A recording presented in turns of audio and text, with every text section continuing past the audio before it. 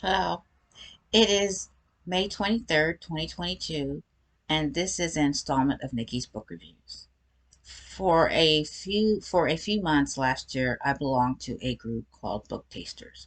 I was invited to do book reviews for the group via Twitter, and I accepted happily. This year, I just started it again, and although I am late with this review, this is my very first review for this year in 2022 for Book Tasters, and the book is called The Sigsbee Deep.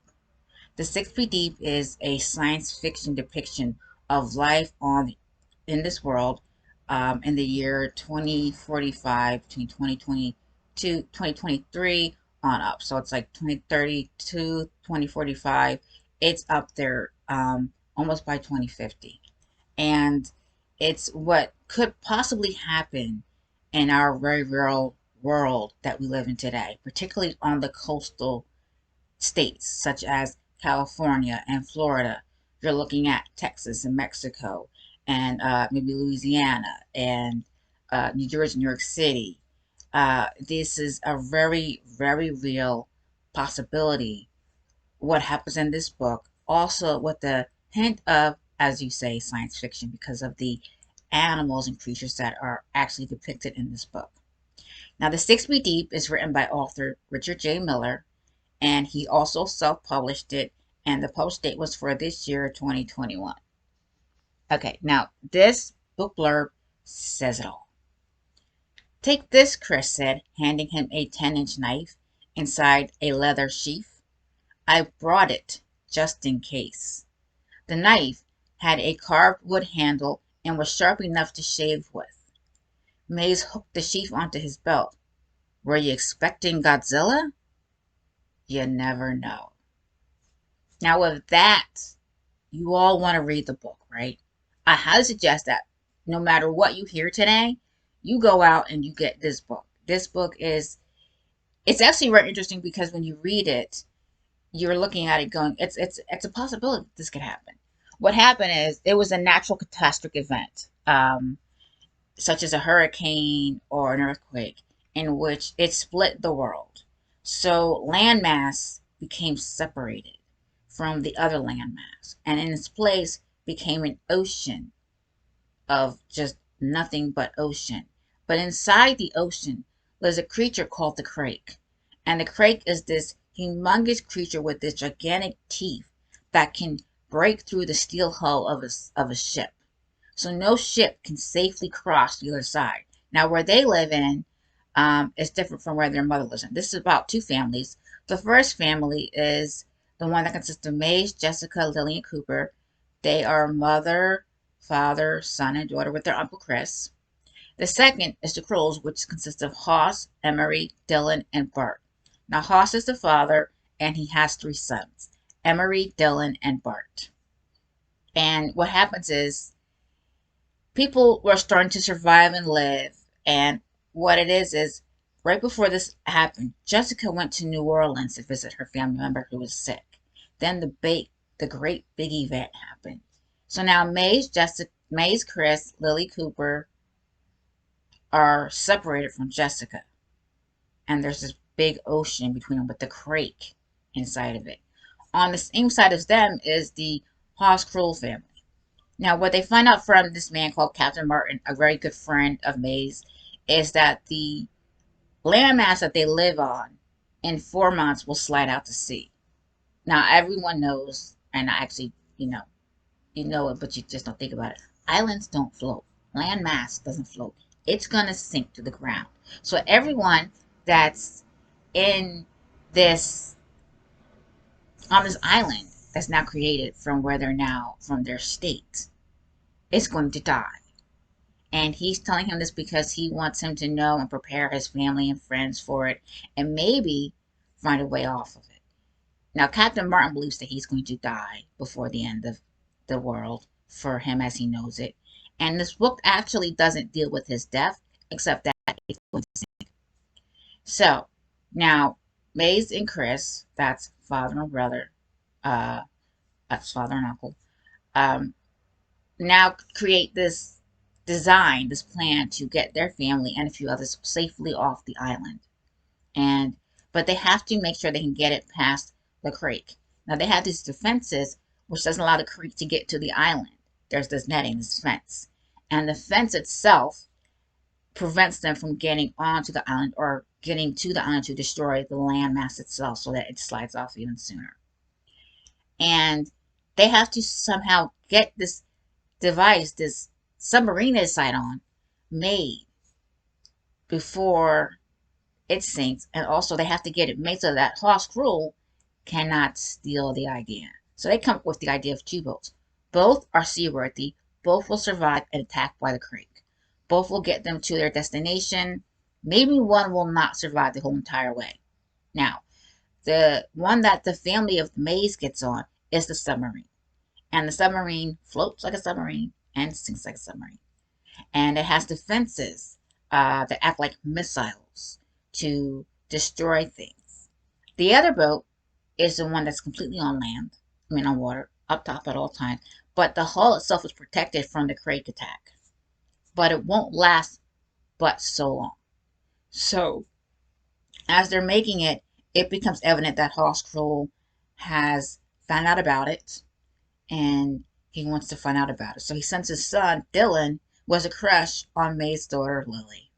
And Lily may have liked him, but when he killed her pet squirrel, the like just went away. So now, Dylan and his father somehow, along with Bert, somehow find out that they're about to leave the island because things have sped up due to information and fear. And they then fight Hoskroll and they injure Bert. Bart and Kroll are left aside, and Dylan is offered passage on the ship, which he accepts. He's not really happy about accepting it, but he doesn't want to die. And he's totally fascinated by this submarine that Maze and Chris, Lily and Cooper have created for their survival to get to Jessica, their mother, and his wife. There's a catch there with the wife thing, though. So, they allow him on the ship, and along with, I think, 2 or 3 others that are on the ship, on the submarine, actually, it's a submarine, and they now fight to escape the Krulls, because now Hoskroll comes back on the other ship with his son, Emery, and they attempt to steal the other boat.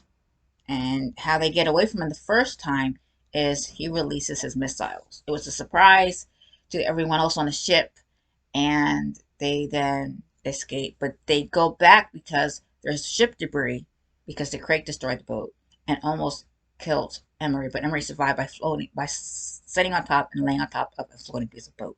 So they put him on the ship, and then when they get to their destination of New Orleans, both Dylan and Emery are taken to the hospital where Emery's life is saved.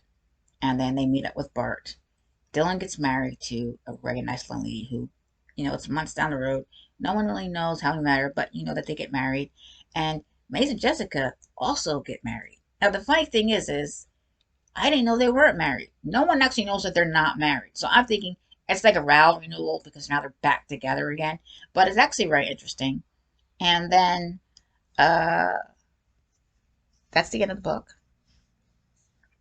Now, like I said, my analysis is that this story discusses an extremely very real scenario for places like California and Florida. Most people specifically state the state of California.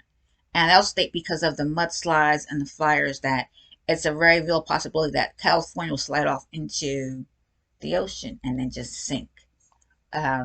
Very scary. How do they survive it? Do they come upwards inland? Or just the fact that you have, say, California, Oregon, and Washington State. Those 3. There's I think, there's a 4th one there. Might just be 3. You gotta look at your map. How dangerous is that? That all 3 can then now slide off into the ocean. And then does that bode ill for the rest of the continent of the Northern American continent, which encompasses Canada, United States of America, and Mexico? Who knows? But it makes you think of how you survive after something happens. Do you survive on seaworthy vessels? And by the fact of the matter that something like an event like that can happen, will a creature like the crake appear? Will the other creatures grow in size, and will they create a ecosystem that is inhospitable to us as humans and more hospitable to them as animals, sea animals and mammals and air animals? It makes you wonder how much survival needs to, do you go back to the way of the Indian and trapping like the way of the furrier, or do you survive like a caveman, or do you still in a civilization but adapted to like zombie like areas where you only go out in daytime, or you go out and make sure you're protected against the zombies and you shoot to kill with a bullet to the head. But it's definitely a certainty that something like that will definitely probably happen in our future. And if that doesn't happen, we could also slide off into the sun and just get burnt because of supernova. And let's see. Um, I definitely gave this book a 5. It was surprisingly way better than I thought, because I stopped reading a lot of sci-fi fictions because the stories were just so far out there, and I couldn't suspend my belief of the world as I knew it to say I can really enjoy this fantasy world. But this book, I gotta give it a wholehearted 5, because this book was good. It really, it kept my interest. The characters were funny. The story of Amazing Jessica also hits on the idea of prejudices and of white supremacy, and it also hits on interracial and intercultural couples, like multicultural couples and their children, how they're raised. It also talks about the has and the has not, and um, it talks about maritime history, or maritime instruments that people who are in the Navy use, and people who are interested in shipwork and the ocean. This book is also a very good for you read. I definitely think this is a must read for your summer.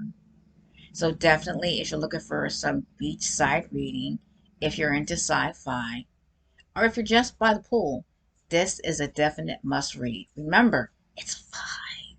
You guys, you have a very good day. And just as disclosure, I did receive this book from Book Tasters and the offer to give an honest review. Have a great day, guys.